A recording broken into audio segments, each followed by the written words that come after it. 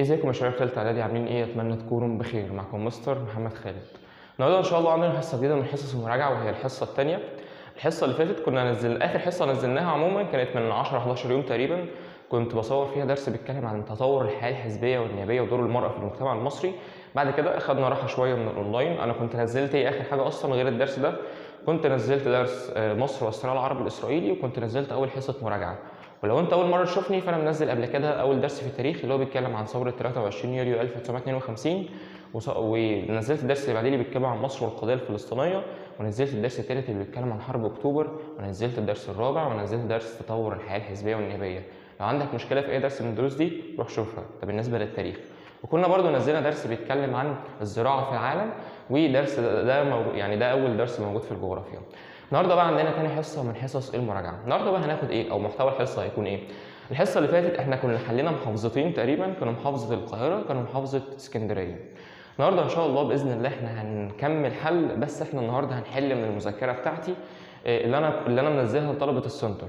المذكره دي يا جماعه مهمه جدا، ما فيهاش اسئله كتير، الاسئله يعني ما فيهاش عدد اسئله كبير، عدد الاسئله فيها قليل. في نفس الوقت الامتحان ان شاء الله باذن الله مش هيطلع من المذكره دي. فالمذكره دي فيها اسئله مهمه جدا، بس المهم لازم المذكره تكون قدامك وانت بتسمع الحلقه. طيب المذكره دي يا جماعه متقسمه الى نصين، نص جغرافيا ونص تاريخ. لو جينا بصينا على الجغرافيا هنلاقي ان الاسئله اللي مكتوبه يعني مكتوبه اسئله الدرس الاول لوحدها، اسئله الدرس الثاني لوحدها، اسئله الدرس الثالث لوحدها، يعني كل درس لوحده، والاسئله بالترتيب، الدروس مترتبه في الجغرافيا وفي التاريخ.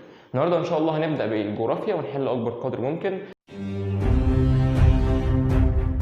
طيب هنبدا طبعا بالجغرافيا، واحنا بنحل انا مش هحله وخلاص، لا هقول لك السؤال ده جه ازاي، ولو في حاجه لازم اشرحها بالتفصيل هشرحها بالتفصيل.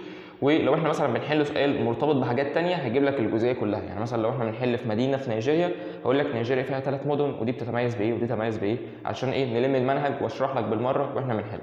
طيب الصفحه بقى رقم 1، اول سؤال اختر الاجابه الصحيحه مما بين البدائل الاتيه. رقم 1، عرف الانسان الاستقرار مع معرفه النشاط. طبعا انت عارف اول درس عندك في المنهج بيتكلم عن الزراعه، عرفت ان الانسان عرف الزراعه منذ حوالي 5000 سنه، وعرف معها الاستقرار حول ضفاف الانهار. يبقى عرف الانسان الاستقرار مع معرفته للنشاط الزراعي. رقم 2، يزرع محصول نقط في اوروبا بنظام الزراعه الواسعه. احنا عندنا نوعين من انواع الزراعه، عندنا زراعه بدائيه وعندنا زراعه متقدمه. الزراعه المتقدمه بتنقسم الى زراعه كثيفه وزراعه تجاريه وعلميه. طيب الزراعه التجاريه والعلميه بقى موجوده فين؟ قال لك موجوده في امريكا الشماليه، خاصه في الولايات المتحده الامريكيه، وبزرع في امريكا القمح ونطاق القطن يعني.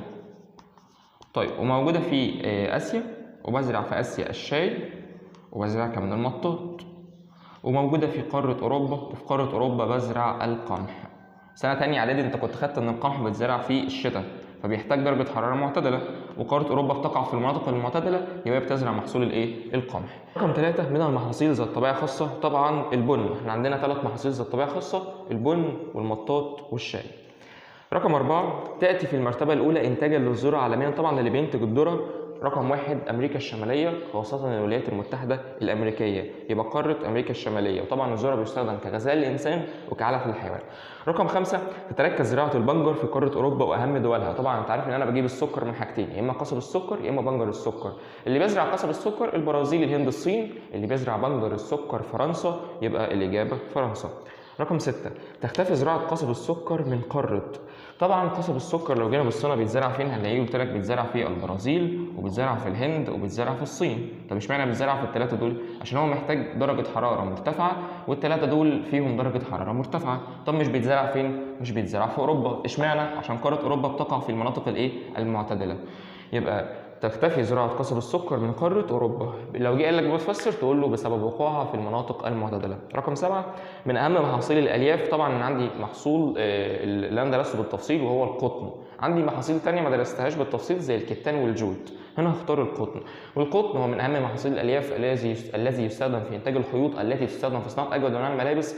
والقطن باخد منه زيت اسمه زيت بذرة القطن، والزيت ده لما أجي مثلا يتحط في مكان وانزل منه الزيت العصاره يعني بيتبقى البذره نفسها دي بنستخدمها كعلف للحيوان. رقم 8، من اهم دول قاره افريقيا في انتاج القطن طبعا مصر والسودان، هنا هنختار السودان. من المحاصيل التي تستخدم في تصنيع اطارات السيارات المطاط. أولى دول العالم إنتاجا للمطاط الطبيعي طبعا تايلاند، ودي بتقع في قارة آسيا. تعتبر دولة نقط أكبر دول العالم إنتاجا للشاي طبعا دولة الصين. طبعا الشاي مطل من أصل شرق آسيا تحديدا دولة الصين. الشاي عشان أزرعه محتاج مناخ حار، هواء رطب، مطر غزير، تربة خصبة خفيفة. رقم 11 تعتبر دولة نقط دي قلنا. رقم 12 توجد علاقة بين قلة عدد القائمين على حرفة الرعي البدائي في قارة آسيا طيب احنا عرفنا إن قارة آسيا فيها راعي اسمه الراعي البدائي، والراعي البدائي بيمارسه سكان الصحاري، في صحاري حارة وصحاري معتدلة وعندنا صحاري باردة. طيب قال لك بقى قل عدد القائمين في حرفة الرعي في وسط آسيا اللي هي مناطق الصحاري المعتدلة، وفي بادية الشام وشبه الجزيرة العربية اللي هي مناطق الصحاري الحارة. ليه بقى عدد القائمين بحرفة الرعي هنا قل؟ قال لك لو جينا بصينا على شبه الجزيرة العربية هنلاقي هنا في بترول، وقبل ما يبقى في بترول كانوا العرب بيشتغلوا هناك في حرفة الرعي او بيعملونا في حرفة الرعي، فالدولة قالت لهم يا جماعة تعالوا كده اقعدوا في مساكن عشان نقدر نستخرج البترول اللي موجود. يبقى قل عدد القائمين في حرفة الرعي في شبه الجزيرة العربية وبادية الشام بسبب توطن البدو، يعني عشان البدو راحوا سكنوا توطنوا، يعني راحوا سكنوا في مدن لتدفق البترول. وقل عدد القائمين بحرفة الرعي في دول وسط آسيا بسبب انتشار التعليم وتحول الناس اللي بتشتغل في الرعي لحرف أخرى زي مثلا السياحة والتجارة وهكذا.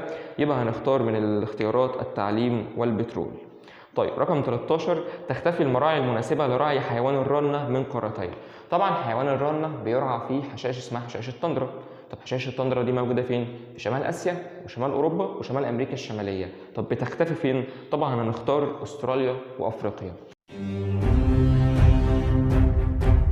رقم 14 تمارس حرفة الرعي بالمناطق الحارة والمعتدلة والباردة في قارة ايه؟ لسه قايل لك ان حرفة الرعي بمارسها في 3 مناطق في قارة آسيا. رقم 15 المصدر الرئيسي للحوم الحمراء لغالبية سكان العالم. طبعا المصدر الرئيسي للحوم الحمراء لغالبية الناس هي الأبقار. طب ايه المصدر اللي بعد كده يا مستر؟ قال لك الاغنام، لان الاغنام بربيها من اجل لحومها وصوفها، بس المصدر الرئيسي للحوم هو الابقار. يعني انت مثلا لو رحت تشتري لحمه حمراء هل هتروح تشتري لحمه الاغنام ولا الابقار؟ هتقول يا مستر اغلب الناس اكيد بيروحوا يشتروا لحوم الابقار، يبقى الابقار هي المصدر الرئيسي للحوم الحمراء. رقم 16 ترتبط تربيه نقط بالمراعي التجاريه الواسعه. طبعا المراعي التجاريه الواسعه بترتبط بتربيتها حاجه اسمها الاغنام. الاغنام بتربى في مزارع واسعه. رقم 17 تعد الصين أكبر دول العالم في تربية. طبعا الصين هي أكبر دول العالم في تربية الأغنام. الأبقار طبعا عندك الهند، الدواجن عندك الولايات المتحدة الأمريكية، والإبل ما خدناهاش. رقم 18 الدولة التي تشتهر بإنتاج الأصواف من أغنام المارينو طبعا هي دولة أستراليا. دولة أستراليا أكتر دول العالم إنتاجا للصوف بسبب وجود أغنام المارينو الشهيرة بغزارة صوفها. السؤال اللي بعده يأتي معظم إنتاج اللحوم الحمراء بدولة الصين من لحم الخنازير. اللي بعده تحتل دولة نقط المركز الثاني عالميا في تربية الدواجن طبعا الصين. تربية الدواجن في دولتين بيربوا الدواجن، الولايات المتحدة الأمريكية مركز أول، الصين مركز ثاني. يأتي حوالي نصف إنتاج الأسماك طبعا من المياه المالحة. بص بقى أنا عشان أجيب سمك قال لك نصف إنتاج الأسماك، يعني مثلا لو أنا عندي 100 كيلو سمك 50 كيلو من ال100 دول النص من المياه المالحة، والتلت يعني تقريبا 33 كيلو من المزارع السمكية، والجزء الصغير اللي باقي ده بيكون من المياه العذبة.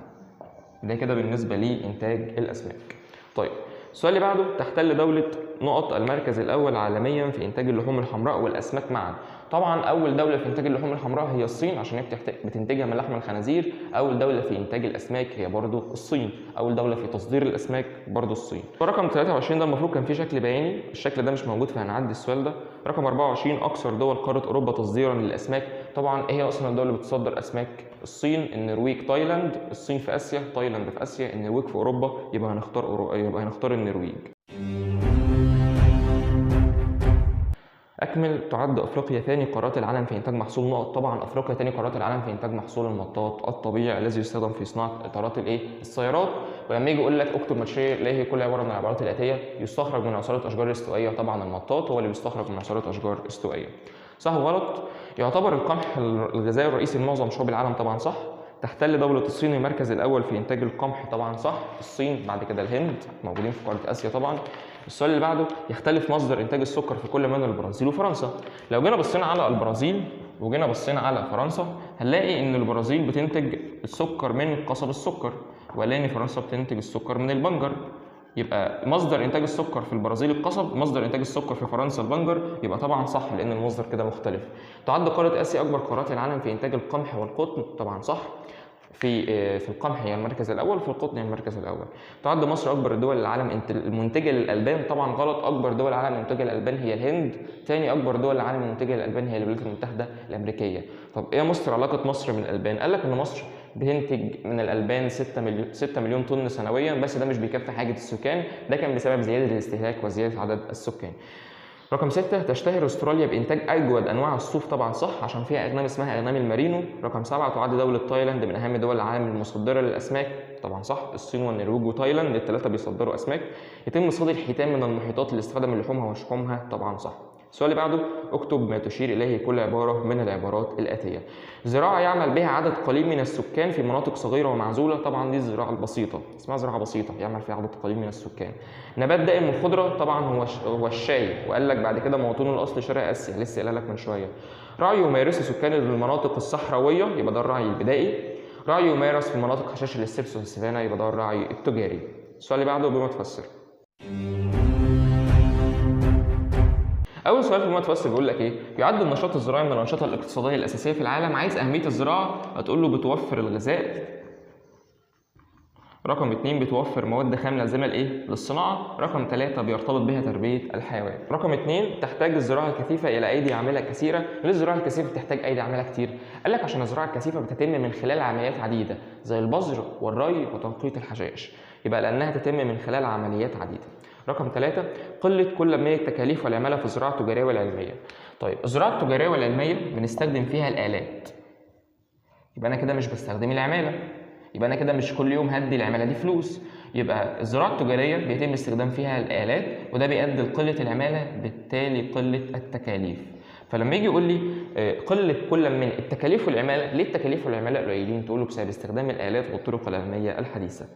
تجود زراعه قصب السكر في البرازيل. ليه البرازيل بتزرع قصب سكر؟ قال لك ان قصب السكر محتاج درجه حراره مرتفعه، ده رقم 1. رقم 2 محتاج مياه ري وفيره، والبرازيل فيها الكلام ده، هتقوله بسبب توافر ظروف زراعته في البرازيل من حراره مرتفعه ومياه ري وفيره، وطبعا تربه خصبه. السؤال اللي بعده تركز زراعه الشاي في دول شرق اسيا. ليه دول شرق اسيا بتزرع شاي؟ هتقوله نفس الكلام، بسبب توافر ظروف زراعته زي ايه بقى؟ مناخ حار، هواء رطب، مطر غزير، تربه خصبه خفيفه. قله تكاليف الانتاج الزراعي بالولايات المتحده الامريكيه.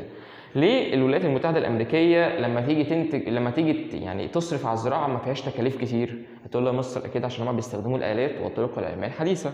تمام. السؤال اللي بعده انخفاض اعداد العاملين بالرعي البدائي في قاره اسيا. ليه عدد العاملين في قاره اسيا بحرفه الرعي بيقلوا؟ قال لك علشان حاجتين. رقم 1 بسبب انتشار التعليم، والكلام ده موجود في وسط اسيا. رقم 2 بسبب توطن البدو لتدفق البترول. السؤال اللي بعده يسود الرعي التجاري في الولايات المتحدة الأمريكية والأرجنتين وأستراليا. ليه الرعي التجاري موجود في دول؟ قال لك بسبب توافر حشائش السافانا والسبس. رقم 9 أهمية الثروة الحيوانية في العالم. طبعا الثروة الحيوانية بتمثل مصدر لغذاء الإنسان، وطبعا عشان احنا بننتج منها لحوم وألبان، والاثنين بيمثلوا مصدر لغذاء الإنسان. رقم 10 تحتل الصين والهند واستراليا المراكز الأولى في تربية الأغنام. ليه الصين والهند واستراليا بيربوا أغنام؟ طبعا بسبب توافر الحشائش، يعني من الآخر عشان عندهم حشائش فالأغنام بتاكلها، ففي الآخر هم بيربوا أغنام. السؤال اللي بعده وما النتائج المترتبه على صغر مساحه الحقول الزراعيه في مناطق الزراعه الكثيفه. كنا خدنا قبل كده نوع من الزراعه اسمه الزراعه الكثيفه، والزراعه الكثيفه قلنا ان مساحه الحقول الزراعيه في الزراعه الكثيفه صغيره، ده بيؤدي الى صعوبه استخدام الالات. كنت شرحت قبل كده في حصه، ولو ما شفتش الحصه بتاعت شرح روح شوفها، مهمه جدا وهتفيدك في الاسئله دي، وهتعرف الاسئله دي منها بسهوله. كنت قلت قبل كده ان الزراعه الكثيفه لما اجي ازرع يعني مساحه الحقول بتكون صغيره.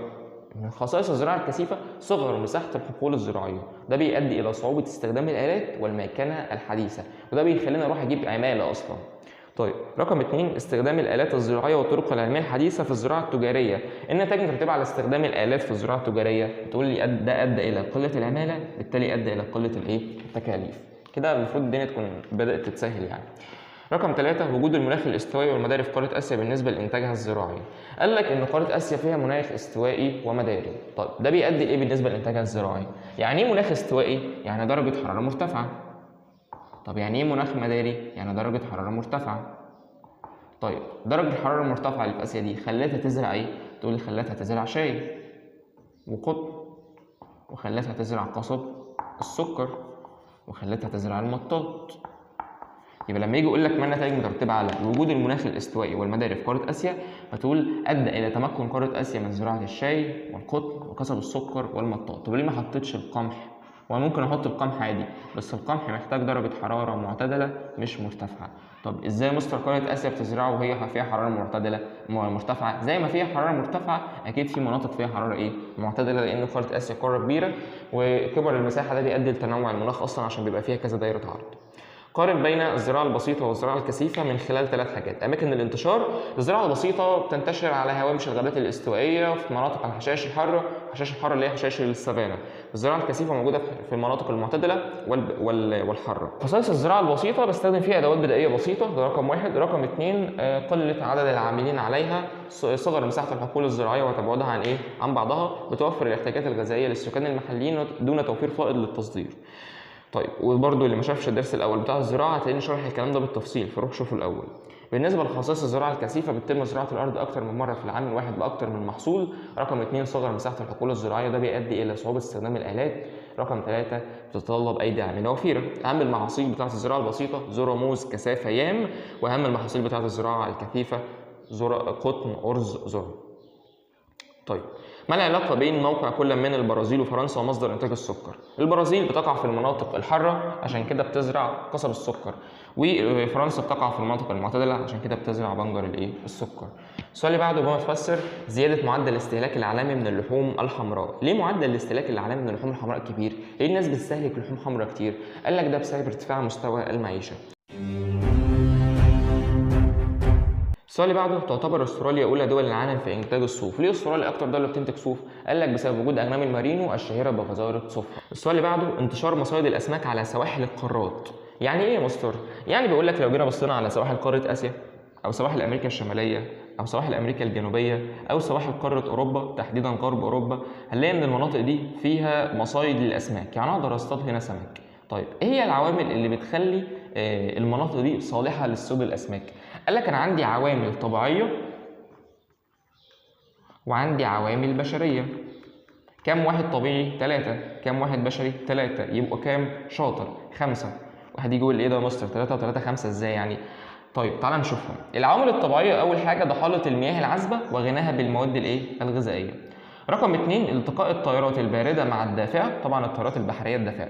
رقم 3 توافر المواني للرسو والسفن. طب ايه العوامل البشريه؟ رقم 1 توافر المواني للرسو والسفن. ازاي؟ ما في مواني طبيعيه ومواني بشريه، يبقى في واحده تنفع الاثنين.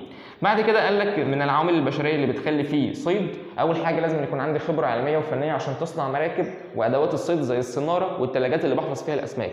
بعد كده بعتمد في الصيد على اسس علميه حديثه. دي كده العوامل الطبيعيه والبشريه. يبقى العوامل الطبيعيه 3 والعوامل البشريه 3، يبقوا كام على بعض؟ شاطر، يبقوا 5 مش 6 لان في واحده تنفع الاثنين.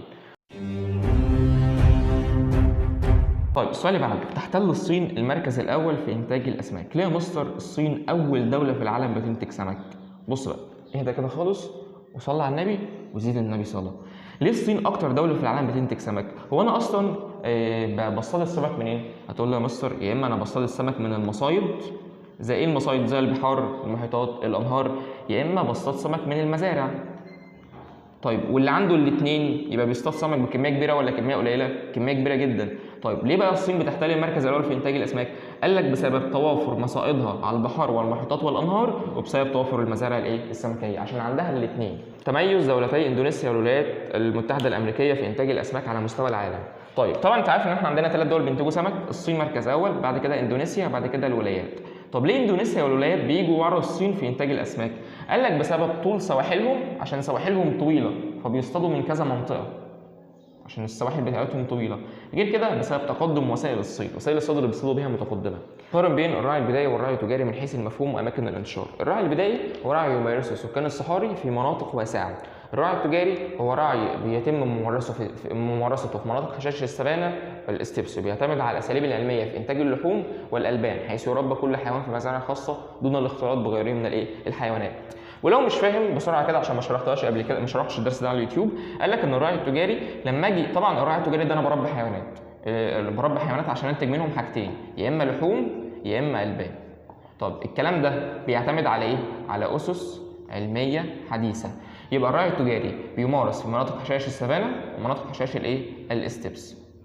طيب تمام، على اسس علميه حديثه في انتاج اللحوم والالبان. طب يعني ايه يربى كل حيوان في مزارع خاصه؟ يعني مثلا دلوقتي انا لو عندي منطقه برعى فيها رعي تجاري، تلاقي هنا في ابقار بس، وهنا جاموس بس، وهنا اغنام، وهنا ماعز. يعني ايه؟ يعني عامل اوضه لكل حيوان، ما ينفعش مثلا نحط في اوضه اتنين مع بعض، يربى كل حيوان في مزارع خاصه دون الاختلاط بغيره من الايه؟ الحيوانات.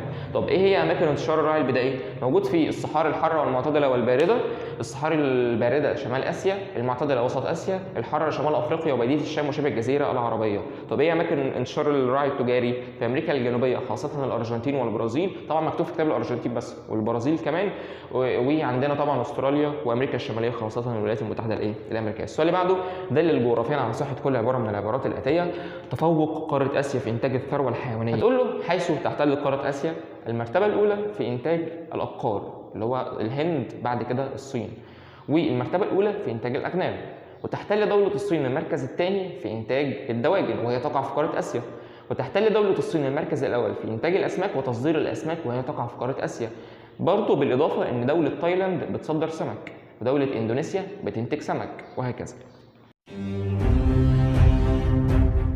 صنف العوامل الرئيسيه اللازمه لتطور حرفه الصيد. لسه قايلهم يا جماعه، اللي هم العوامل الطبيعيه والبشريه. ما مقترحاتك لزياده الانتاج الحيواني في مصر؟ ازاي تزود الانتاج الحيواني؟ ازاي مثلا بدل ما بنتج مليون، مثلا هنقول مليون طن من اللحوم، ازاي انتج 3 و4 مليون طن؟ طبعا الاعتماد على الرعي التجاري، عشان الرعي التجاري ده بيزود عدد الحيوانات اللي موجوده. اختر الاجابه الصحيحه مما بين البدائل التاليه. رقم 1، تصدر الدول النامية مثل نقط خام الحديد إلى الدول الصناعية المتقدمة. طبعا في دول نامية بتنتج حديد زي موريتانيا. دولة موريتانيا طالما هي دولة نامية يبقى مش بتعتمد على الصناعة، بتعتمد على الزراعة، يبقى ما فيهاش مصانع، يبقى الحديد، المعادن زي الحديد مش مهم عندها. قال لك عشان كده هي بتديه لدولة زي بريطانيا ودولة زي اليابان. يبقى تصدر الدول النامية زي مين؟ هتقوله زي موريتانيا الحديد إلى الدول الصناعية المتقدمة. أولى دول العالم في إنتاج النحاس طبعا هي دولة تشيلي، ودي بتقع في أمريكا الجنوبية. السؤال اللي بعده، تعتمد نقط على المادة الخام المستوردة في صناعتها للألمنيوم. مش فاهم. يعني بيقول لك إن في دولة بتعتمد في صناعة الألمنيوم على المادة الخام اللي بتستوردها. طب أنا بصنع أصلا الألمنيوم ده منين؟ دول بتصنع ألمنيوم. ايه هي الماده الخام لصناعه الالومنيوم؟ حاجه اسمها البوكسيت او البوكسايت. طيب مين بقى الدوله اللي بتستورد البوكسيت عشان تصنع منه الومنيوم؟ طبعا استراليا هي اولى الدول في انتاج البوكسيت، فهي عندها بوكسيت وبتصنع منه الومنيوم مش بتستورده. الولايات المتحده الامريكيه، او مثلا نقول دوله ثانيه زي كندا. اولى دول قاره افريقيا لانتاج البوكسيت طبعا هي دوله غينيا. واحد يجي يقول لي مصر ده ما كانتش مكتوبه، كان مكتوب استراليا بس. لو جيت بصيت على الرسم البياني اللي كان موجود هتلاقي دوله غينيا، والرسم البياني ده اصلا حفظ، بتحفظ الدول كلها اللي مكتوبه يعني. لسه برضه في اختر، تعد دولة نقط أولى دول العالم إنتاجا للبترول طبعا دولة السعودية. يأتي تلت إنتاج العالم من الغاز الطبيعي من قارة إيه؟ طبعا من قارة أوروبا. تحتل قارة نقط المركز الثاني عالميا في إنتاج الطاقة النووية. أنت عندك قارتين بينتجوا طاقة نووية، طبعا قارة أوروبا مركز أول وأمريكا الشمالية مركز ثاني، يبقى تحتل قارة أمريكا الشمالية المركز الثاني في إنتاج الطاقة النووية. أولى الدول العربية المنتجة للطاقة الكهربائية من الرياح. أنت عندك 5 دول عربية بينتجوا طاقة كهربائية من الرياح، تتقدمها مصر، تليها المغرب، بعد كده عندك الأردن، تونس، سوريا. طبعا هنختار مصر. لو جاي لك مين اللي بعدها تقوله المغرب. يتركز معظم الانتاج العالمي من الفحم في الجزء. معظم الانتاج العالمي من الفحم بيتركز في انه جزء من الكره الارضيه. لو جينا بصينا على انتاج الفحم هنلاقي ان في قارتين بينتجوا 3/4 انتاج الفحم، اللي هم مين؟ اللي هم قاره اسيا وقاره اوروبا. طيب دول موجودين فين في الكره الارضيه؟ طبعا دول مش موجودين في النصف الجنوبي، مش موجودين في النصف الجنوبي الشرقي، ومش موجودين في النصف الشمالي الغربي، يبقى بقى النصف الشمالي. طيب صح وغلط. تسبق عمليه التعدين عمليه البحث والكشف عن الخامات. طبعا عمليه التعدين بتسبقها عمليات زي البحث والكشف عن الخامات واعداد المناجم، يبقى صح. تعد الصين اولى دول العالم انتاجا للحديد، طبعا صح. تعد موريتانيا من اهم الدول المستورده للحديد، طبعا غلط. من المصدره، بتصدر الحديد مش بتستورده.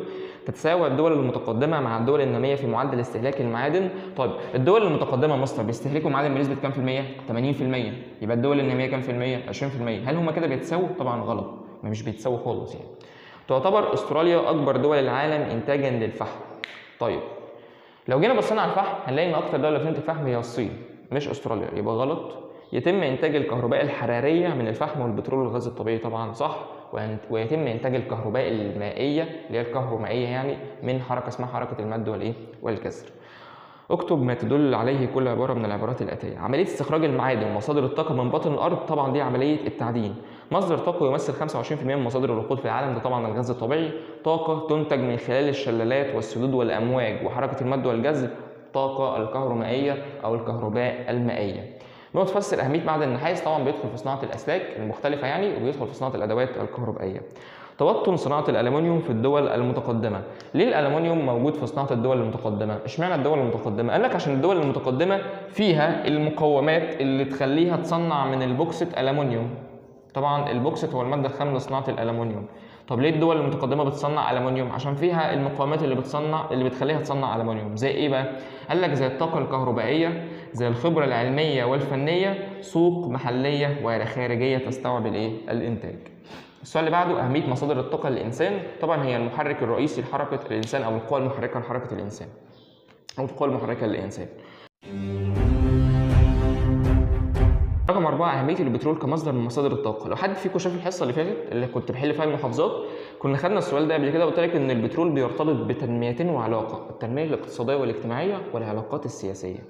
التوسع في استخدام الغاز الطبيعي كبديل لمصادر الطاقة الأخرى. ليه بنتوسع في استخدام الغاز؟ قال لك لأن الغاز رخيص الثمن، أقل تلويثا للبيئة، وسهل سهل النقل. عشان كده الدول توسعت في استخدام الغاز كبديل للمصادر الثانية اللي بتلوث البيئة بشكل كبير، أو الغالية أو صعبة النقل وهكذا. زي البترول مثلا. ما النتائج المترتبة على وجود المعادن بأراضي الدول النامية؟ ايه النتائج المترتبة على وجود المعادن بأراضي الدول النامية؟ المعادن زي الحديد موجود في الدول النامية زي موريتانيا. ايه النتائج المترتبة على كده؟ شاطر، هتقول لي تصدر الدول النامية مثل موريتانيا المعادن للدول المتقدمة زي بريطانيا واليابان. و30% من إنتاج الحديد بيدخل في التجارة الدولية. ده اللي تتفوق قارة أوروبا في إنتاج العديد من مصادر الطاقة. قارة أوروبا هي أول دولة بتنتج الغاز الطبيعي، والغاز الطبيعي مصدر طاقة، وأول قارة بتنتج الطاقة النووية، هي برضه في المركز الأول. وعندك طبعا الطاقة، مش بس الطاقة النووية، طاقة الرياح، وغير كده كمان الطاقة الكهرومائية. صناعة الألمنيوم تحتاج لعدة مقاومات لقيامها. قال لك إن عشان أصنع ألمنيوم محتاج عدة مقاومات، اللي أنا لسه قايلهم لك. أول حاجة طاقة كهربائية، خبرة علمية وفنية متطورة، سوق محلية وخارجية تستوعب الإنتاج. رقم 3، للفحم أهمية كبيرة منذ أواخر القرن ال18 وحتى الوقت الحالي. قال لك إن الفحم كان عماد الثورة الصناعية في القرن ال18، وكان المصدر الأول في إنتاج الطاقة. بعد كده طبعا تحولنا للبترول، بس لما يجي يقول لك ايه اهميته الكبيره تقول له كان المصدر الاول في انتاج الطاقه، وكان عماد الثوره الصناعيه في القرن ال18. ماذا يحدث إذا توافرت الطاقة الكهربائية والخبرة العلمية والفنية والسوق المحلية والخارجية في الدول النامية المنتجة للبوكسيت؟ لو الدول النامية اللي ما فيهاش مقاومات إنتاج الألمنيوم، لو الدول النامية اللي بتنتج بوكسيت ما بتقدرش تحوله لألمنيوم، لو بقى فيها المقاومات اللي تقدر تخليه أو تقدر تحوله لألمنيوم، هتعمل إيه؟ هتحوله لألمنيوم. شفت سهلة إزاي؟ وتقول لي طبعا في الإجابة سوف تقوم هذه الدول بإنتاج معدن الألمنيوم. انتجت مصر الكهرباء من الامواج وحركه المد والجزر. ايه اللي هيحصل لو مصر انتجت الكهرباء من حركه المد والجزر؟ هتقول لها مستر ساعتها هيزيد الانتاج الكهربائي في مصر، زياده الانتاج الكهربائي في مصر. غير كده مثلا هنقول قله تلوث او خفض معدلات تلوث البيئه، لان احنا كده هننتج طاقه نظيفه فبالتالي مش هنلوث البيئه. قارن بين الحديد والبوكسيت من حيث الاهميه واولى دول العالم المنتجه. بص كده معايا، الحديد بيدخل في صناعه حاجه اسمها الحديد والصلب، وغير كده بيدخل في صناعة القطارات أو السكك الحديدية. طيب أولى دول العالم أستراليا، تاني دول العالم هي الصين. ده بالنسبة للحديد. طيب البوكسيت هو المادة الخام لصناعة الألمنيوم. يبقى البوكسيت أهميته إنه يستخدم في صناعة الألمنيوم. أولى الدول أستراليا، وأولى الدول في أفريقيا هي دولة اسمها دولة غينيا. البترول والفحم من حيث الأهمية وأولى الدول. طيب إيه أهمية البترول؟ يرتبط بتنميتين وعلاقة، التنمية الاقتصادية والاجتماعية والعلاقات السياسية. أولى الدول السعودية. إيه هي بقى أهمية الفحم؟ قال لك الفحم يستخدم في إنتاج الطاقة الكهربائية. أولى قارات العالم هي قارة آسيا، ثاني قارات العالم هي قارة أمريكا الشمالية، ثالث قارات العالم هي قارة أوروبا أو آسيا، أوروبا أمريكا الشمالية، آسيا أوروبا بينتجوا 3/4 إنتاج الفحم اللي موجود فين؟ في العالم. طيب هو هنا أصلا بيقول لك أولى الدول، هتقول له الصين، بعد كده الولايات المتحدة الأمريكية والهند. بص بقى، أولى القارات قلنا آسيا، أولى الدول الصين، في المركز الثالث الهند، في النص بقى الولايات المتحده الامريكيه، يبقى الصين، الولايات، الهند. طيب نيجي بعد كده على ما له علاقه من البوكسيت والالومنيوم. البوكسيت يعد الماده الخام لصناعه معدن الالومنيوم. اكتب استخدام كل معدن مما ياتي. الحديد، ايه هي استخدامات الحديد؟ قال لك ان الحديد يستخدم في صناعه السكك الحديديه او القطارات يعني، ويستخدم في صناعه الحديد والصلب، اللي هو يا جماعه اللي بستخدمه في البناء، اللي هم المهندسين بيستخدموه في البناء، اللي هو الحديد اللي هو بيبقى لافف كده. طيب النشاط التعديني هو استخراج المعادن ومصادر الطاقة من باطن القشرة الأرضية. العبارة السابقة لا تنطبق على إيه الحاجات اللي هنا مش معادن؟ طبعا الحديد بستخرجه من باطن القشرة الأرضية، الفحم بستخرجه من باطن القشرة الأرضية، البترول بستخرجه من باطن القشرة الأرضية، لكن الألمنيوم مش بستخرجه من باطن القشرة الأرضية. يا مستر ازاي؟ أقول لك يا حبيب قلبي، الألمنيوم أصلا مش موجود مادة خام. المادة الخام لصناعة الألمنيوم هي البوكسيت، يبقى أنا بستخرج البوكسيت، بعد كده لما بستخرجه بصنع منه الألمنيوم، لكن أنا مش بستخرج الألمنيوم من باطن القشرة الأرضية. القوى المحركة لحياة الإنسان في جميع مجالات الحياة طبعا هي الطاقة، المصادر الطاقة عموما، المتجددة وغير المتجددة. بما تفسر أسعار البترول في زيادة مستمرة. ليه دايما سعر البترول في زيادة مستمرة؟ أول حاجة البترول مش موجود بشكل كبير، يعني موجود بشكل محدود، يعني ممكن في يوم من الأيام يخلص، يبقى بسبب قابليته للنفاذ ممكن يخلص في أي يوم من الأيام. رقم 2 قال لك بسبب زيادة الطلب عليه طلب كتير جدا، عشان كده سعره بيزيد. من أهم المقاومات الطبيعية اللازمة لقيام الصناعة، طبعا المقاومات الطبيعية اللازمة لقيام الصناعة هي المواد الخام ومصادر الطاقة والموقع المتميز. هنا هنختار الموقع المتميز. الباقي دي عوامل بشرية. إقليم الأورال، السؤال ده المفروض إقليم الأورال من المراكز الصناعية الحديثة الموجودة بنقط، مش بقارة إيه. طبعا إقليم الأورال لو جينا بصينا عليه هنلاقي إن إقليم الأورال ده موجود في حتة اسمها روسيا وأوكرانيا، من ضمنها اقليم الاورال وموسكو، تمام؟ فمش موجود في شمال الولايات المتحده، مش موجود في غرب وسط اوروبا، مش في شرق قاره اسيا. امال هو موجود في منطقه الاورال دي موجوده فين؟ تقول لي في اقليم روسيا واوكرانيا، مش في القاره يعني. هنا قصده في اقليم ايه؟ توجد مراكز صناعيه حديثه في جنوب شرق قاره اسيا بدوله نقط. طبعا المراكز الصناعيه الحديثه اللي موجوده في شرق اسيا موجوده في دول زي ماليزيا وسنغافوره وتايلاند وهكذا. طب يا مستر ليه ما اخترتش اليابان؟ لان اليابان موجوده في شرق اسيا، مش مراكز صناعيه حديثه. اليابان مش مركز صناعي حديث، ده موجود من زمان، هو والصين. رقم 1 يوجد بدوله نقط في قاره امريكا الجنوبيه. رقم 1 المفروض دي رقم 9. رقم 9 ودي يا جماعه المفروض رقم 9. بص ممكن تلاقي بعض الغلطات الكتابيه الاملائيه في المذكره، ده بسبب انا كنت محدد الاسئله واديتها لواحد بتاع مكتبه، يعني هو اللي بدا يكتب المذكره، فهو اللي غلطان مش انا والله. انا الحمد لله في كتابه المذكره، يعني في مذكره الترم الاول، حد فيكم كان شاف مراجعه الترم الاول وخد المذكره، كنت تقريبا عامل لها ابلود على جوجل درايف حاجه شبه كده، مش فاكر قوي يعني، ما كانش فيها غلطات الا حاجه واحده بس كانت بسيطه، كانت جبال دراكنزبرج، كنت كاتبها في الجنوب غرب افريقيا، هي موجوده طبعا في جنوب شرق افريقيا، وقلت لكم ساعتها عدلوها يعني. لكن المذكره دي لو لقيت فيها غلطات املائيه، غلطات بسيطه، ممكن مثلا تلاقي بدل ما هي رقم 9 رقم 1 زي ما هي مكتوبه كده، بدل اكتب صواب او خطا تلاقي صح وغلط مثلا، دي حاجه عدت عليا برده، فهي مش عايزين ندقق في الحاجات دي. طيب اخر سؤال في اختر، يوجد بدوله نقط في قاره امريكا الجنوبيه مراكز صناعيه حديثه، طبعا في دوله تشيلي. بما تفسر شهرة منطقة البحيرات العظمى صناعيا. ليه منطقة البحيرات العظمى مشهورة صناعيا؟ ليه ايه الصناعات المشهورة اللي فيها؟ قال لك بسبب وجود الصناعات الهندسية والصناعات الخفيفة. الصناعات الهندسية زي الالكترونيات مثلا وصناعة السيارات. الصناعات الخفيفة زي المواد الغذائية والملابس، دي بنسميها صناعات خفيفة. السؤال اللي بعده، تقدم الصناعة وتطورها في الدول المتقدمة. ليه الصناعة متطورة في الدول المتقدمة؟ قال لك بسبب اعتمادها على الأساليب العلمية الحديثة في إيه بقى؟ في اختراع وتطوير منتجاتها باستمرار. طيب ما النتائج المترتبة على الوحدة الاقتصادية الأوروبية؟ طبعا في وحدة اقتصادية بين دول أوروبا، ده أدى إلى حمايتها جمركيا من قبل هيئة اسمها هيئة الاتحاد الأوروبي. ماذا يحدث إذا، وطبعا تحقيق التبادل والتكامل بينهم يعني. ماذا يحدث إذا أخذت الدول النامية بالأساليب العلمية في الصناعة؟ هتصبح من الدول المتقدمة، دي حاجة معروفة يعني.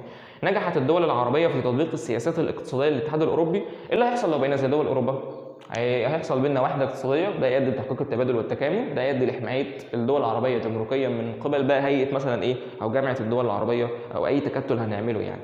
يبقى الاجابه هتقول ايه؟ هتقول ادت الى حمايتهم او سيؤدي ذلك الى حمايتهم جمركيا وتحقيق التكامل بينهم. ما مقترحاتك لكي تصبح مصر من الدول الصناعيه المتقدمه؟ طبعا هتقولي الاعتماد على الاساليب العلميه الحديثه. طيب السؤال اللي بعد كده بيتكلم عن ايه بقى؟ السؤال اللي بعد كده بيتكلم عن الوحده الثانيه الجغرافيه. احنا كده حلينا كل الاسئله المهمه اللي موجوده على الوحده الاولى جغرافيا. دي اسئله مهمه جدا، نركز فيها كويس جدا وكنت بحاول اشرحها. طيب هنحل امتى الاسئله اللي على الوحده الثانيه جغرافيا؟ ان شاء الله قريب هحاول انزلك الحصه دي بسرعه يعني، وهخليها حصه منفصله عشان هشرح حاجات فيها كتير جدا بالتفصيل، عشان انا ما نزلتش على اليوتيوب ولا شرح لدوله نيجيريا ولا الهند ولا المانيا. وبالمناسبه دي الدول اللي موجوده على محافظه البحيره، كل محافظه بيبقى عليها 3 دول مختلفه، انت بقى تشوف محافظتك عليها كام دوله وتحل. احنا تقريبا زي القاهره وشبه الجيزه شويه، شبه اسكندريه، يعني اغلب المحافظات دي واخدين دولتين على الاقل من الثلاثه. ان شاء الله الحصه دي او الجزء ده من المذاكره هيبقى في حصه منفصله عشان هشرحه بالترتيب. طيب افرض يا مستر انا مثلا في محافظه فيها الولايات المتحده الامريكيه او البرازيل مثلا، ما فيهاش ولا الهند ولا نيجيريا ولا المانيا، برضه هشرح اهم النقاط اللي موجوده في الولايات المتحده الامريكيه واهم النقاط اللي موجوده في البرازيل، عشان كده ابقى مثلا ايه عملت حصه مراجعه على ال5 دول. ان شاء الله باذن الله الحصه دي هتبقى قريب، مش هحاول اتاخر عليك فيها، وهنحل بقى المذاكره، هنحل طبعا جزء التاريخ بعد كده. كان معاكم مستر محمد خالد، والسلام عليكم ورحمه الله وبركاته.